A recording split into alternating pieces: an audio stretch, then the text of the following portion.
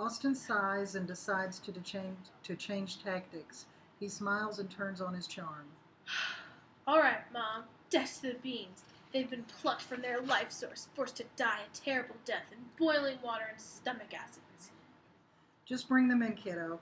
You can continue the death epitaph while I cook. We are waiting on you and those beans. Don't complain to me about eating late.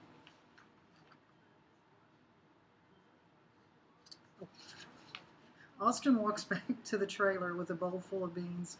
You can restart this if you want. Yeah, Mom. We should write an obituary tomorrow for English. Sadly, we lament the demise of the Thursday batch of beans. They didn't know what was coming when an awesomely swaggering youth named Austin Connor came to the bean patch.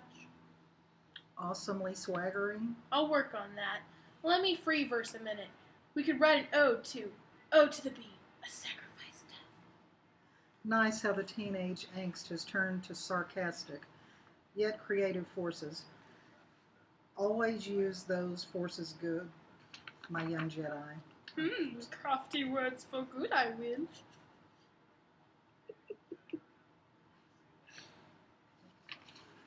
The Connor family prepares and eats dinner with the birthday cake sitting on the counter. Austin's father, Jack Connor, brings the cake to the table. Blair begins to cut and serve the cake. So, Austin, what do you wish for? I guess besides getting a car and riches and girls. I don't know, really. A car would be cool.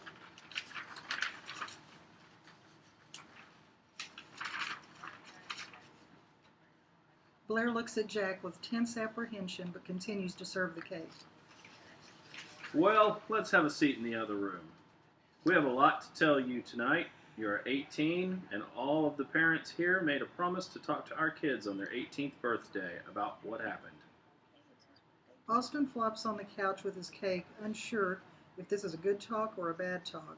His parents fidget and glance at each other for reassurance. I guess we could start with Missouri. We know you had friends there, even though you were still little when we left. We know that you've given up a lot. Austin notices the looks between his parents and their nervousness. He wonders if he should help them, just spit it out. Neither of them has their plate of cake. Okay. And? We worked for a great company. Your mom and I were in research and development in biotechnology, nano-tracking in foods. Your mom picked up some printed emails by mistake. Our project was designed to protect people, and it turned out into something that could spy on people or worse. We weren't sure what to do until other scientists found more unsettling evidence. Then someone talked to someone and so on, and your dad and I became the focus of activity for government people, scared scientists, and even a few weirdo conspiracy theorists. Not that they were wrong, they were just weird. But people were showing up at our house all the time to talk about this project. Austin nods as he starts to understand the memory fragments. I remember people in and out. This sort of puts a few puzzle pieces together that I didn't get. Well, all of that led to here. We were scared of what we might be a part of, though unwillingly. Those government people, they wanted us to continue our projects. They were pleasant enough, but it seemed like we didn't have the option of saying no. That's it. Meanwhile, back at the ranch.